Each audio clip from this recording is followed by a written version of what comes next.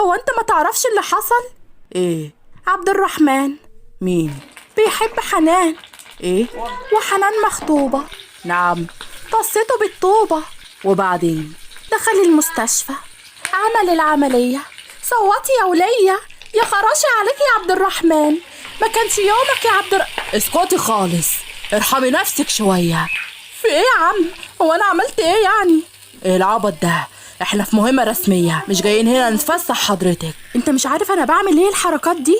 ليه؟ عشان ابعد الجدل عننا. لو شافوني عبيطة كده مش هيصدقوا ان انا قالت كده وصرخت فجأة ظابط وفي مهمة رسمية واسمي فريدة. ربنا يهدك يا شيخة. حرام عليك على فكرة، أنا بس بعلي صوتي علشان تسمعني. أنت واحدة مش غبية، الغباء يعجز قدام لسان سيادتك. كتر خيرك والله، مش عارفة من غير شهادتك كنت هعيش إزاي؟ زي السكر في الشاي. الله، ده أنت طلعت بتهزر أهو.